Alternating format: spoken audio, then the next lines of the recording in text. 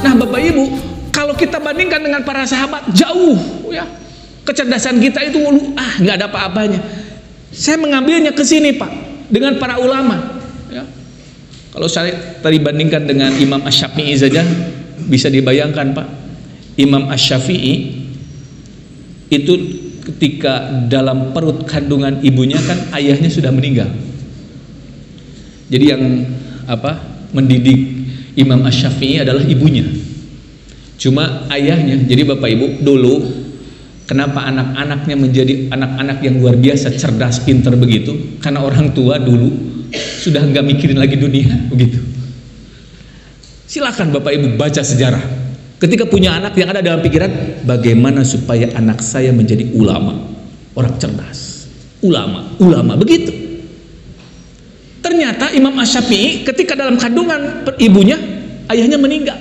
Ketika lahir, kata ibunya, kamu, kata bapak kamu harus jadi ulama. Dari Palestina pindah ibunya kemana? Ke Mekah. Pindah rumahnya. Imam Asy-Syafi'i belajar di Mekah sampai Bapak Ibu dalam riwayat saya baca di dalam terjemahnya Imam Asy-Syafi'i itu, Imam Asy-Syafi'i itu belajar di seluruh ulama di Mekah, sampai ulama di Mekah menyebutkan kepada Imam Asy-Syafi'i, datang ke Imam Asy-Syafi'i, diberikan ilmunya sampai habis. Imam Asy-Syafi'i, ilmu saya sudah habis. Silakan kamu cari lagi ke ulama yang lain. Begitu, datang lagi ke ulama, belajar lagi. Karena dulu itu Pak, yang namanya belajar tidak pindah-pindah, diikuti terus ulama tersebut sampai ulama tersebut seperti tadi, udah habis ilmu saya, silakan cari kepada yang lain, atau ulamanya meninggal baru pindah. Makanya menyekolahkan anak itu Pak, dulu nggak melihat kurikulum, nggak melihat bangunan, nggak melihat iuran, nggak melihat biaya, tapi yang dilihat siapa yang mengajarnya.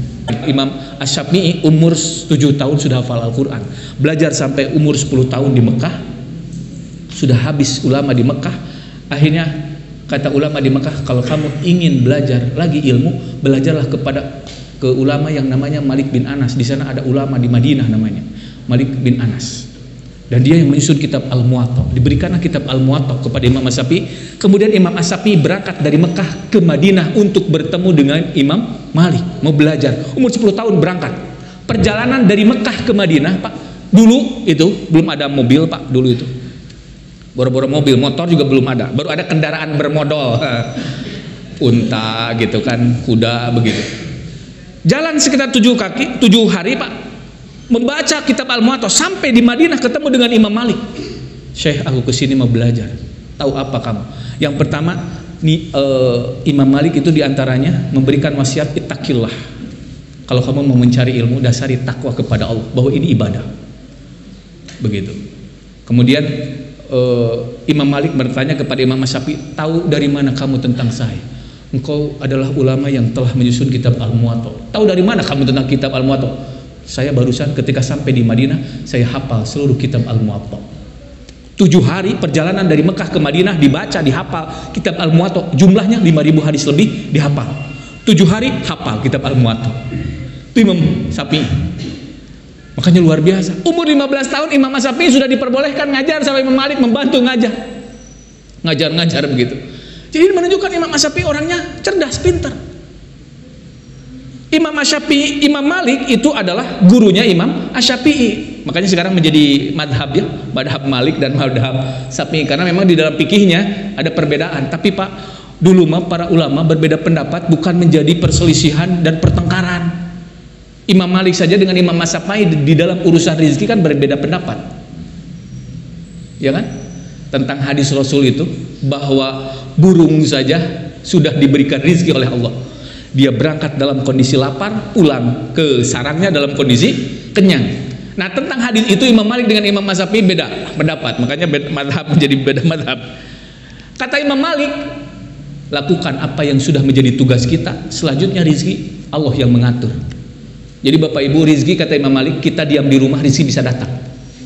Kata Imam Asy-Syafi'i nggak bisa katanya. Rizki itu burung saja, kata Rasul, harus berangkat katanya dari sarangnya baru dapat makanan. Bahkan Ibrahim bin Adhan, seorang tabi'in Pak, dia saking ingin mendapatkan rizki, dagang Pak, dagang kali itu, dagang ke sini. Tiba-tiba dalam perjalanan dengan kafilahnya mau dagang, tiba-tiba dia menemukan dengan rombongannya tersebut ada burung, sayapnya sudah patah. Ibrahim bin Adhan langsung memberhentikan semua kafilah. Berhenti dulu katanya. Saya memperhatikan ini burung yang sudah tidak bisa terbang. Apakah dia akan hidup atau mati? Apakah Allah akan memberikan rezeki atau tidak? Gitu. Kafilah nunggu di sana memperhatikan burung. Tiba-tiba setelah lama menunggu, datang seekor burung membawa makanan di mulutnya, kemudian diberikan ke sana. Setelah melihat kasus tersebut, kata Ibrahim bin Adhan, aku berhenti dagang. Aku sekarang mau di rumah saja, ngajar saja. Itu Ibrahim bin Adhan. Imam Malik begitu Pak dengan Imam Az-Zafi. Kata Imam Malik, kita di sini saja. Kita di rumah, yang penting kita melaksanakan tugas kita sebagai apa? Kita kerja sebagai petani, laksanakan tugas kita. Yang mengatur rezeki Allah. Kita tugas kita mengajar, ngajar. Kita tugas sebagai apa? Laksanakan. Yang memberikan rezeki adalah Allah. Kata Imam Malik begitu. Kata Imam Az-Zafi, enggak, harus usaha katanya keluar. Akhirnya Imam Az-Zafi membuktikan bahwa rezeki itu harus dicari. Imam Az-Zafi keluar, ternyata benar. Dia mencari pekerjaan, ternyata ada yang sedang panen anggur. Ya kan? Lagi panen anggur, Imam Az-Zafi ikut membantu memanen anggur, dipanen itu anggurnya oleh Imam Az-Zafi ya. Setelah itu kemudian beres di memanen anggur, Imam Az-Zafi dapat upah. Benar kan? Kata dia, tuh kan pendapat saya yang benar. Rizki itu harus dicari, harus ada usaha, keluar. Buktinya saya keluar kerja dapat ini upah. Sekarang saya membuktikan ke guru saya Imam Malik sambil memberikan hadiah ini anggur kepada guru saya, bahwa ternyata pendapat saya yang benar. Pulang ke Imam Malik, sore-sore datang ke Imam Malik, saya mendapatkan anggur, aku berikan kepada kamu, dan saya membuktikan kepada anda bahwa pendapat saya yang benar. Rezeki itu harus dicari. Buktinya ini, saya cari keluar kerja dapat anggur ke sini. Imam Malik mengucapkan terima kasih atas hadiahmu dan tersenyum, kemudian memakan anggur tersebut. Saya dari pagi sampai sore ini gak kemana-mana. Imam Az-Zafi itu adalah gurunya Imam Ahmad bin Hanbal. Imam Ahmad bin Hanbal adalah gurunya Imam Al-Bukhari. Nah Bapak Ibu, jangan dibandingkan dengan ulama madhab. Kalau Imam Ahmad bin Hanbal kan itu ada kitab musnad. Beliau Imam Ahmad bin Hanbal itu sampai disebutnya hakam. Al-Hakam. Hakim itu yang hafal 1.000.000 hadis. Itu Imam Ahmad bin Hanbal. Kalau Imam Al-Bukhari mendapat gelar Al-Hafiz. Al-Hafiz itu yang ada yang menyebutkan 100.000 hadis lebih disebut Al-Hafiz, ada yang menyebutkan di atas 300.000 hadis disebutnya Al-Hafiz. Imam Al-Bukhari menyebutkan di dalam kitab Hadiyusari. Bapak Ibu bisa membaca kitab sejarah Imam Al-Bukhari namanya Hadiyusari, 2 jilid. Kalau punya kitab sarah Imam Al-Bukhari namanya Fathul Bari. Itu di awal jilidnya ada Hadiyusari tentang sejarah Imam Al-Bukhari. Imam Al-Bukhari menyebutkan hafidhu, saya hafal itu 600.000 hadis. Itu Imam Al-Bukhari.